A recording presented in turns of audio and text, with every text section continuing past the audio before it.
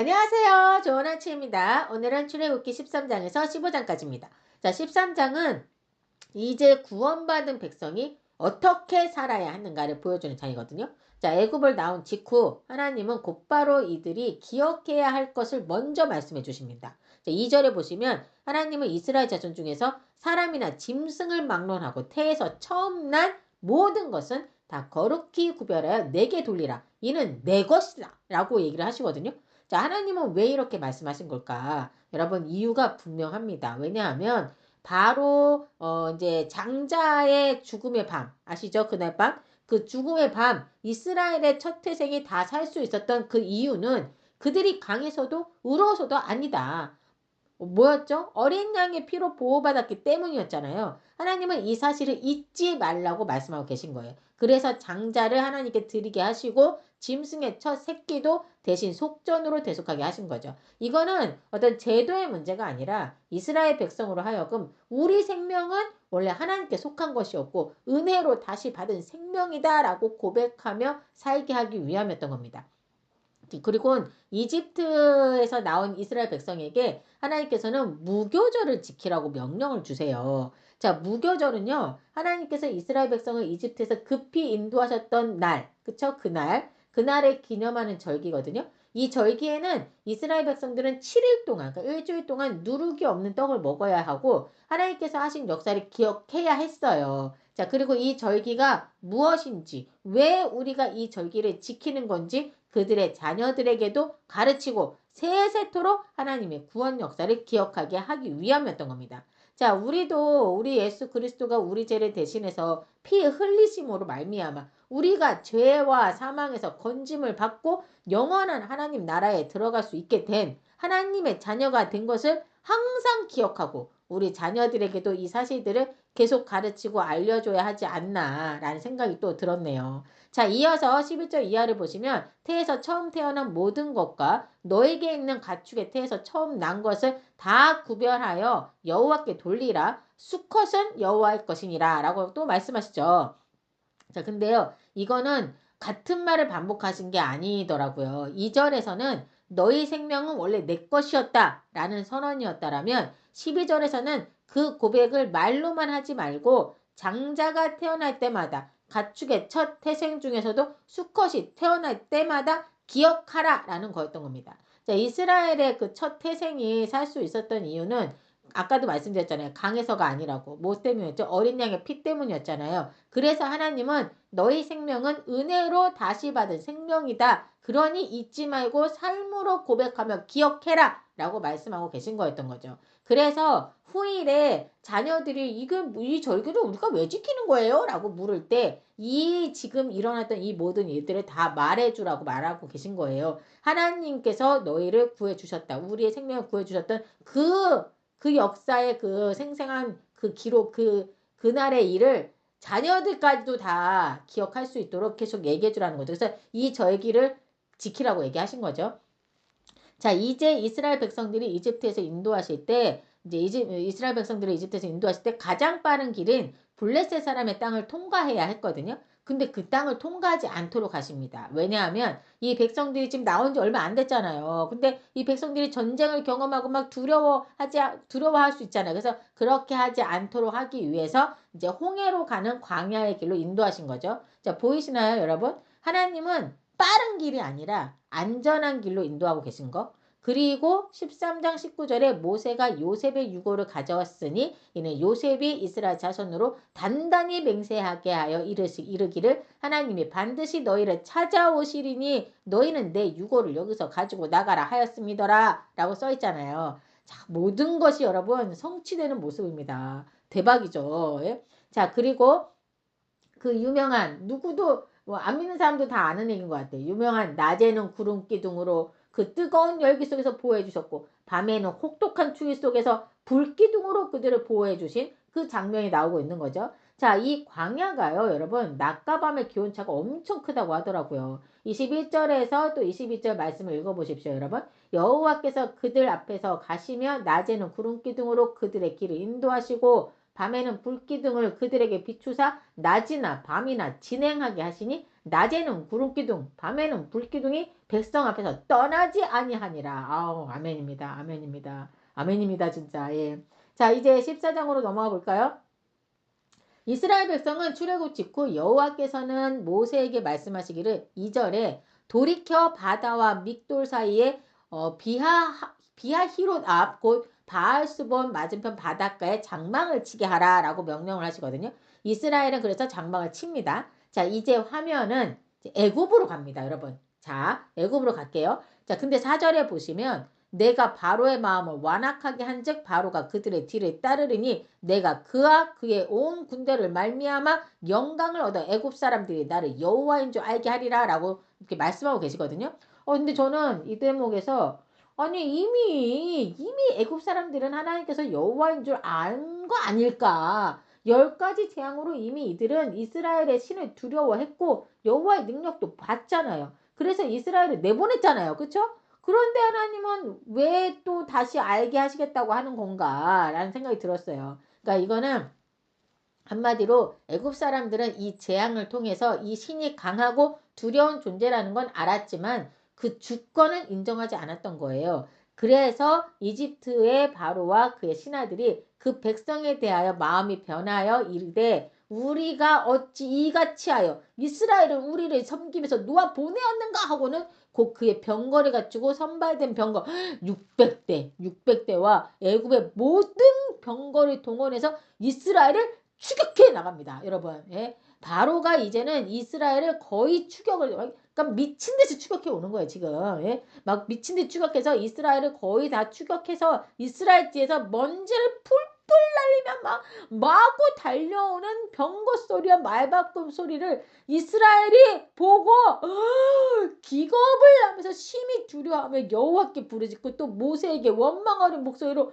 애굽의 매장지가 없어서 당신이 우리를 이끌어내어 광야에서 죽게 아니냐 어찌하여 당신이 우리를 애굽에서 이끌어내어 우리에게 이같이 하느냐 우리가 우리를 내버려 두라고 하지 않았냐 막 난리가 난 거죠. 우리가 그냥 애굽 사람을 섬길 것이라고 하지 아니하더냐 애굽 사람을 섬기는 것이 이 광야에서 죽는 것보다 낫겠노라라고 막 말하면서 막 난리가 난 거예요. 진짜 두려웠을 것 같아요. 진짜 그쵸? 한마디로 이들이 패닉, 두려움에 거의 패닉 상태에 빠진 게 아닌가. 진짜 엄청 두렵고, 막, 저기서 막, 그 말바구서 병호 소리가 막, 그 먼지를 날려서 온다고 그걸 봤다고 생각해보세요. 진짜. 엄청 두렵죠. 자, 이때 모세는 백성들에게 말합니다. 너희는 두려워하지 말고 가만히 서서 여호와께서 오늘 너희를 위하여 행하시는 구원을 보라. 너희가 오늘 본 애굽 사람을 영원히 다시 보지 아니하리라. 라고 얘기하지 않습니까? 여호와께서 너희를 위하여 싸우시리니 너희는 가만히 있을지니라. 자, 이 말씀은 하나님께서 전적으로 싸우시며 이스라엘 백성은 그분의 능력을 바라보기만 하면 된다는 메시지였던 거예요. 그리고 하나님은 우리를 구원하실 때 우리의 노력이나 자격이 아니라 오직 그의 전능하신 손으로 이루신다는 사실을 말하고 있는 겁니다. 자, 그리고 하나님께서는 모세에게 이스라엘 자손에게 앞으로 나아가게 하라고 명령하시거든요. 그러니까 이거는 단지 기다리는 것이 아니라 믿음으로 행동하면서 나아가라는 것이며 모세에게 지팡이에 들어서 홍해를 가리키라고 말씀하시거든요. 그러자 그리고 너희가 그 바다 한가운데에서 마른 땅으로 건너가게 될 것이라고 말씀하신 거예요. 자, 저는 이 말씀을 읽으면서 우리에게 고난이 닥쳤을 때 그저 가만히 앉아서 기도만 하고 아무것도 안 하고 있는 것이 아니라 하나님께 기도하고 또 내가 해야 할 일은 최선을 다해서 행해야 한다는 사실을 다시금 생각하게 되는 시간이 됐던 것 같아요. 저는. 예. 자, 나는 내가 해야 할 일을 행하고 그리고 주님께 맡기면 그 다음은 이제 주님께서 또 행하시는 거죠. 그쵸? 예. 자, 모세의 엄마 요게벳이 모세를 나일강에 버릴 때 그냥 버린 게 아니잖아요. 자기가 해야 할 최선을 다하잖아요. 뭐죠? 갈대 상자를 정성껏 만들어서 그 갈대 상자를 역청으로 칠해서 물이 안 들어가게 철저히 준비한 것처럼 그리고 강가에 띄워 보냈잖아요. 그쵸? 그 다음은 어떻게 돼요? 그 다음은 하나님의 손에 맡겨지는 거잖아요.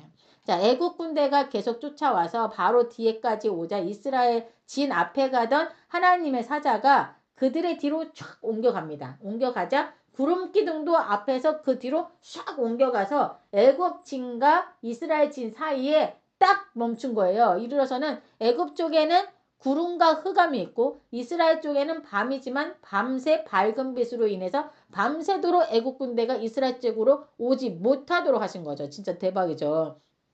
이런 걸 살아생전에 경험해 봤다는 거는 정말 대박인 거죠. 그렇죠? 그렇지 않습니까? 자, 이 장면은 하나님의 보호와 임재 그리고 하나님께서 그의 백성을 결코 내버려 두지 않았음을 보여주는 장면인 거예요. 자, 이 말인즉슨 우리가 삶의 위기와 어려움을 만날 때도 하나님은 우리와 함께 하시고 우리를 내버려 두지 않으신다는 사실, 이거를 믿는 믿음으로 나아가야 된다. 근데 우리가 너무 연약하다 보니까 우리의 어려움이 더 커 보인다는 게 그게 문제죠. 그렇죠?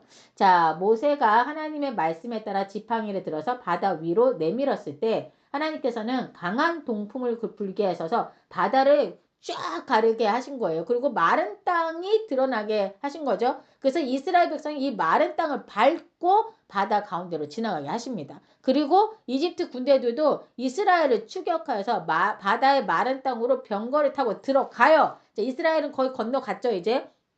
근데 이스라엘은 건너갔고 애굽이 이제 이 바다 한가운데로 들어간 거예요. 자, 14장 25절에 보면 그들의 병거 바퀴를 벗겨서 달리기가 어렵게 하시니 애굽 사람들이 이르되 이스라엘 앞에서 우리가 도망하자. 여호와가 그들을 위하여 싸워 애굽 사람을 치는도다 라고 말했다라고 하잖아요. 자, 하지만 이미 늦었죠. 예, 바다 한가운데로 들어왔잖아요. 자, 하나님께서 모세에게 다시 명령하십니다. 너의 손을 바다 위로 내밀어 물이 애굽 사람들과 그들의 병거들과 마병들 위에 다시 흐르게 하라. 딱 하시니까 그 바다의 힘이 원래대로 회복되어 물이 그들을 삼켜버려 그들이 한 명도 살아남지 못했다라고 성경은 말하고 있습니다. 자, 여러분 이걸 보면은 하나님은 어떤 이적을 행하시잖아요. 그러니까 원래대로 회복시키는 능력, 그쵸? 우리 그 10가지 재앙에서 다른 그 애굽의 술사들 회복할 수 있었나요? 회복을 못했잖아요. 흉내 낸다고 뭔가 했지만 회복시키지 못해. 근데 우리 하나님은 어떻게? 원래대로의 회복. 이런 것들이 진짜 하나님의 능력이라는 거죠. 걔네들은 막 속임수로 속이는 걸 했던 거죠. 그래서 하나님이 지금 원래대로 회복해요. 바다의 힘을 원래대로 회복돼서 물이 그들을 삼켜서 한 명도 살아남지 못했다라고 성경은 정확하게 말하고 있죠. 자, 이스라엘 백성은 하나님께서 행하신 그 큰 능력을 직접 보았으므로 이 백성이 여호와를 경외하며 그분을 믿고 모세를 믿었다라고 14장 31절 마지막 절에서 말하고 있습니다. 자, 15장에서 모세와 이스라엘은 이제 홍해에서 하나님의 구원을 경험했잖아요. 경험한 후에 하나님께 이제 찬양과 경배를 드리는 모습이 나옵니다. 여호와는 나의 힘이요 노래시며 나의 구원이시로다라는 고백은 하나님의 구원이 이스라엘 백성의 기쁨과 감사의 중심이 되었음을 보여주는 거죠. 자, 이렇게 하나님께 감사와 찬양을 드리고 모세와 아론의 누이 미리암이 손에 소고를 잡고 모든 여인들과 함께 춤추며 찬송하는 모습이 나옵니다. 하나님의 그 구원의 역사심의 중심부에서 직접 경험했음이 정말 대박 인생들이다 라는 생각이 들더라고요. 자, 홍해를 건넌 후 이스라엘 백성은 수르 강야로 이제 들어가게 되는데요. 그런데 3일 동안이나 물을 찾지 못해서 목마름에 시달리다가 마침내 마라라는 곳에서 물을 발견하게 됩니다. 자, 근데 이 물이 써서 마실 수 없는 물이었던 거예요. 자, 백성들은 이제 참다 또다시 모세와 하나님께 원망하기 시작하는데요. 고난이 딱 오면은 이 사람이 이성을 잃나 봐요. 그렇죠? 아니, 하나님의 그 놀라운 구원의 경험을 한 사람들이잖아요. 그럼 또다시 어려움을 만났으면 하나님께 구하면 되잖아. 그쵸? 하나님을 잊어버리기라도 한 사람들처럼 그렇게 행동을 하는 거예요. 이 사람들이. 자, 근데 보세요. 저는 이 모습이 이게 우리의 모습 아닐까. 저는 성경을 읽으면서 이스라엘 백성들을 겁나 욕했었거든요. 야, 얘네 진짜 왜 이러냐 막 이러면서 그랬었는데 그러다가 제가 문득 깨달았잖아요. 이스라엘 백성들의 모습이 제 모습이라는 사실을. 하나님을 믿는다고 고백하고 하나님의 말씀에 따라 살겠다고 늘 기도하고 기도해요. 그쵸? 그러다가 삶의 어려움이 생기면요. 어느 순간 하나님의 말씀을 붙잡고 있는 게 아니라 내 생각, 내 경험을 붙잡고 있는 걸 보게 되더라고요. 제가 그렇더라고요. 이렇게 연약하고 이렇게 나약하더라고요. 예전에는 원망도 했었는데 그래도 이제는 하나님을 원망하거나 불만불평하지는 않아요. 왜냐하면 하나님은 항상 오르시다는 걸 전 이제는 완전 알아요. 예, 그걸 완전히 알기 때문에 내가 이해가 안 간다고 하나님이 틀린 건 아니라는 그 사실을 명확하게 인지하고 있습니다. 그래서 원망은 안 하지만 내가 힘들기 때문에 이 말씀이 눈에 안 들어오고 막 이런 연약한 모습이 있는 거죠. 예. 자, 이 백성들의 원망의 소리를 듣고 모세는 여호와 하나님께 부르짖습니다. 그러자 하나님께서 한 나무를 가리키시며 그것을 물에 던지라고 명령을 하시죠. 자, 그래서 모세는 그 말씀대로 이제 그렇게 하죠. 그자 그 쓴물이 어떻게 됐죠? 단물로 변하잖아요. 자, 쓴물은 종종 우리 삶의 어려움과 고난을 상징하는 건데요. 하나님은 우리의 쓴 상황을 단물로 변화시켜 주시는 분이 누구예요? 하나님이신 거예요. 이 하나님이시라는 거를 우리가 정말 기억을 해야 된다는 거죠. 우리의 상황을 우리가 바꾸지 못해요. 누가 할 수 있죠? 오직 우리 주 여호와 하나님만이 하실 수 있다는 사실을 기억하고 그분의 말씀에 순종할 때 우리의 쓴 상황도 단물로 바뀔 수 있다라는 그거를 우리가 믿고 나아가야 되지 않을까 싶습니다. 자, 쓴물이 단물로 바뀌게 하신 다음에 하나님은 또 말씀하시는데요. 너의 하나님 나 여호와의 말을 들어 순종하고 내가 보기에 의를 행하며 내 계명에 귀를 기울이며 내 모든 규례를 지키면 내가 애굽 사람에게 내린 모든 질병 중 하나도 너희에게 내리지 아니하리니 나는 너희를 치료하는 여호와임이라 라고 얘기하고 있습니다. 그리고 27절에 그들이 엘림에 이르니 거기에 물샘 12과 종려나무 70그루가 있는지라 거기서 그들이 그물 곁에 장막을 치니라 라는 말로 마무리가 되고 있거든요. 저는 여기서 이 숫자들이 주는 의미가 뭘까 하는 궁금증이 생겼어요. 물샘 12은 이스라엘의 12지파를 의미하는 것가 아닐까? 그리고 종려나무 70은 우리 이렇게 성경 읽다 보면 이제 70인의 장로 이런 것만 계속 나오거든요. 그러니까 즉 공동체의 그 충만함을 연상케 하는 숫자라는 거죠. 한마디로 이 엘림은 우연히 물 많은 곳이 아니었던 겁니다. 공동체 전체를 살리기 위해 이미 준비된 공급이었던 거죠. 자, 하나님은 시험만 주시는 분이 아니라 광야에 심도 예비하시는 분이시라는 걸 보여주고 있는 겁니다. 자, 이 시간 우리 함께 기도하고 마칠게요. 하나님 감사합니다. 쓴물과 같은 광야의 시간 속에서도 우리를 버리지 않으시고 쉼과 회복을 예비하시는 주님을 신뢰합니다. 오늘도 우리의 삶이 구원의 은혜를 기억하며 찬양으로 응답하는 삶이 되게 하여 주옵소서. 이 모든 말씀 우리 주 예수 그리스도 이름으로 기도드립니다. 아멘.